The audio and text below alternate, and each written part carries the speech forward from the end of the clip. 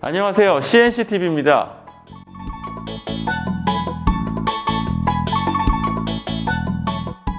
이번 시간은 무릎 통증 중에서 가장 흔하게 발생되는 질환이면서 골칫거리 중 하나인 슬개 대퇴 통증 증후군에 대해서 알아보겠습니다.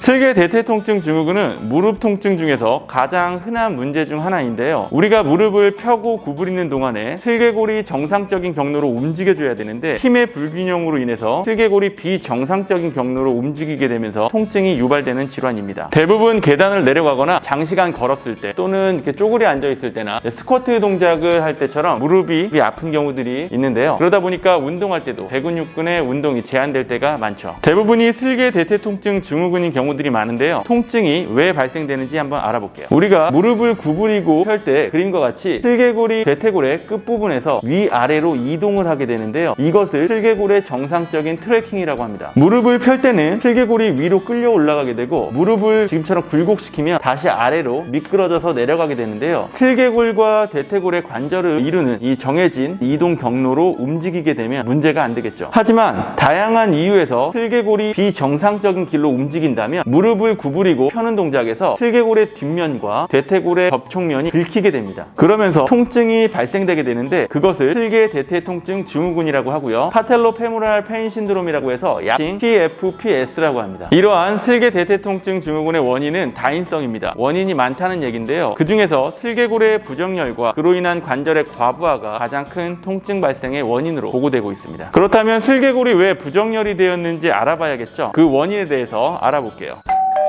우리가 무릎을 사용할 때 슬개골이 트래킹되는 이유는 대퇴사두근의 수축으로 인한 끌어당김 때문인데요. 특히 대퇴사두근 중에서 내측 관근과 외측 관근의 당기는 비율이 1:1 비율로 동등하게 유지가 되면 정상적인 슬개골의 트래킹이 일어나지만 1:1 비율이 깨지게 되면 대부분 내측 관근의 약화로 인해서 발생되는데요. 그렇게 되면 말씀드린 대로 대퇴사두근이 수축할 때 슬개골이 외측면으로 당겨지면서 슬개 대퇴 통증이 발생되게 됩니다. 무릎을 세운 상태에서 누워서 엑스레이를 촬영했을 때 왼쪽 그림과 같이 슬개골이 대퇴골의 관절면과 정상적으로 접촉되어 있어야 하는데요. 슬개 대퇴 통증 증후군이 발생되면 우측에 있는 그림처럼 슬개골이 바깥쪽으로 당겨지면서 대퇴골의 관절면과 접촉면이 감소되게 됩니다. 지금처럼 슬개골이 측면으로 5mm 이동하면 내측 관근의 활동이 약 50% 정도가 감소된다는 보고도 있습니다. 그렇다면 슬개 대퇴 통증의 원인은 내측 관근의 약화로 인해서 대기능을 못하게 되면서 우리가 무릎으로 움직일 때 슬개골이 바깥쪽으로 트래킹되면서 관절면을 서로 긁게 되면 염증이 유발될 수밖에 없겠네요. 그렇죠? 자, 그럼 슬개 대퇴 통증 증후군을 위한 해결 방법은 어떤 것이 좋을까요? 내측 관근의 강화? 당연히 필요하겠죠. 그럼 대퇴사두근 중에서 가장 중요한 내측 관근인 VMO 강화는 어떻게 해야 될까요? 슬개 대퇴 통증 증후군의 해결 방법 중에서 내측 관근의 강화가 핵심적인 문제인데요. 슬개 대퇴 통증 증후군 관련된 리뷰 논문을 포함해서 다양한 논문 자료들을 요약해봤습니다. 중요한 팩트들로만 간추려서 빠르게 설명드릴 테니까 지금부터 집중해서 보세요. 고관절 외전근과 외회전근 강화시키는 운동이 권장되는 연구들도 있지만 대부분의 연구에서는 대퇴사두근을 강화시키는 운동을 추천하고 있습니다. 특히 내측 관근을 강화하기 위한 방법이 핵심인데요. 앉아서 무릎을 신전시키면서 내측 관근을 자극해주는 방법을 사용하지만 OKC보다는 CKC에서 더 효과가 큽니다. 그래서 CKC 운동 중 스쿼트를 추천하고 있는데 풀 스쿼트보다는 미니 스쿼트로서 무릎의 굴곡 각도가 0도에서 60도 미만의 각도에서 운동하는 게 내측 관근을 활성화시키는 데 효과적입니다. 그 밖에도 내전근의 강화 운동을 통해서 내측 관근에 자극을 주는 방법도 권고되고 있는데요. 해부학적인 위치의 VMO의 일부 섬유가 대내전근의 부착 부위에서 컨택되어지기 때문에 내측 관근에 영향을 미친다고 보고하고 있습니다. 하지만 이것도 OKC보다는 CKC 운동이 효과적입니다. 마지막으로 슬개 대퇴 통증 증후군 환자들을 대상으로 확인해 본 결과 대퇴사두근의 원심성 수축 능력이 떨어져서 그로 인해서 대퇴사두근의 원심성 훈련을 진행한 결과 슬개 대퇴 통증 증후군에 대한 통증과 증상들이 호전되었다라는 연구 결과들이 있습니다. 자, 지금까지 슬개 대퇴 통증 증후군의 많은 연구 논문들에 대해서 빠르게 요약해 봤는데요. 그렇다면 슬개 대퇴 통증 증후군의 효과적인 운동 방법은 어떻게 해야 할까요? 지금부터 시작하는 운동을 따라 하시면 됩니다. 첫 번째 운동은 바닥에 앉아서 무릎 아래 두꺼운 수건이나 레돈도볼을 받쳐주시고 무릎 신전 운동을 할 건데요. 운동의 시작 각도는 45도 정도 구부러진 상태에서 시작하겠습니다. 발목을 몸쪽으로 당겨주신 상태에서 무릎을 천천히 펴주실 건데요. 이때 내측 관근의 위치를 시각적으로 바라봐 주시고 가능하면 촉각적으로 자극을 해주시는 것이 효과적입니다. 다시 내려주셨다가 천천히 올려주시는데 발목을 몸쪽으로 당겨주시면서 최대한 무릎을 펴주시면 됩니다. 등척성 운동으로 진행하시면 되고요. 정점에서 10초 버티는 걸로 5회씩 5세트 진행해 주시면 됩니다. 두 번째 운동은 미니 스쿼트를 진행할 건데요. 무릎의 각도가 0도에서 45도 각도까지만 범위를 정해 주신 상태에서 운동을 진행하겠습니다. 가장 중요한 것은 천천히 내려갔다가 천천히 올라오는 건데요. 5초에 내려가시고 잠시 홀딩 했다가 다시 5초에 올라오는 것을 기준으로 하겠습니다. 보폭은 어깨 넓이보다 조금 더 넓게 잡아주셔도 되고요. 5초에 내려가 볼게요. 하나, 둘, 셋, 넷, 다섯. 잠시 홀딩 하셨다가 다시 5초에 올라가겠습니다. 하나, 둘, 셋, 넷, 다섯.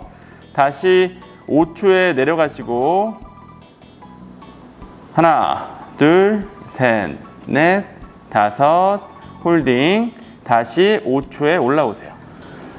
지금처럼 VMO의 자극을 느끼시면서 5회씩 5세트를 진행하시면 됩니다. 다음 세 번째 운동은 타워에서 사이 스트레치 동작을 하실 건데요. 아시다시피 사이 스트레치는 대퇴사두근의 원심성 수축을 위한 운동이죠. 셋업 자세는 타워의 매트 위에서 니링 포지션으로 롤다운 바를 잡으시고 팔꿈치가 구부러지지 않는 위치까지 가서 양손 앞으로 나란히 해주세요. 내쉬는 호흡에 체간의 중립 유지하면서 뒤로 이동해 주시고 잠시 홀딩 하셨다가 마시는 호흡에 셋업 자세로 돌아와 주시면 됩니다. 다시 내쉬는 호흡에 골반과 척추의 중립 위치 지켜주시면서 뒤로 이동하실 건데요. 이때 대퇴사두근의 원심성 수축을 잘 느끼시면서 잠시 홀딩 하시고 다시 마시는 호흡에 셋업 자세로 돌아와 주시면 됩니다. 사이 스트레치는 5번에서 7번씩 3에서 5세트로 근력 수준에 맞게 진행해 주시는 것이 좋고요. 원심성 수축으로 인해서 운동 후에 근육통이나 다음날 지연성 근통증이 생길 수 있다는 것은 사전에 확실하게 알려주시는 것이 좋습니다. 마지막으로 리포머에서 VMO와 내전근의 혼합 운동을 진행해 볼 건데요. 스프링 강도는 노란색 스프링 하나 채워주시고요. 리포머 위에서 사이드 스프릿 자세로 준비해 주시고 다리의 넓이는 어깨 넓이보다 조금 더 넓게 와이드 스쿼트 자세로 만들어 주시면 됩니다. 그 상태에서 미니 스쿼트를 진행할 건데요. 대략 45도 이하의 각도에서 무릎을 굴곡시켜 주신 상태로 5초간 홀딩 하실 겁니다. 그렇게 내측 관근의 자극을 느끼시고 나서 천천히 올라오신 후에 셋업 자세로 다시 돌아가실 텐데요. 돌아가실 때는 반동으로 돌아가지 마시고 몸의 축을 지켜주면서 양쪽 다리의 내전근을 사용해서 키가 커진다는 느낌으로 당겨주시면 됩니다. 다시 와이드 스쿼트 보폭에서 45도 정도 미니 스쿼트 자세 만들어 주시고 내측 관근 자극 느끼시면서 5초간 홀딩. 천천히 올라와 주시고 다시 내전근 사용하면서 셋업 자세로 돌아와 주시면 됩니다. 지금의 혼합 운동은 5회씩 5세트로 진행해 주시는 것이 좋습니다.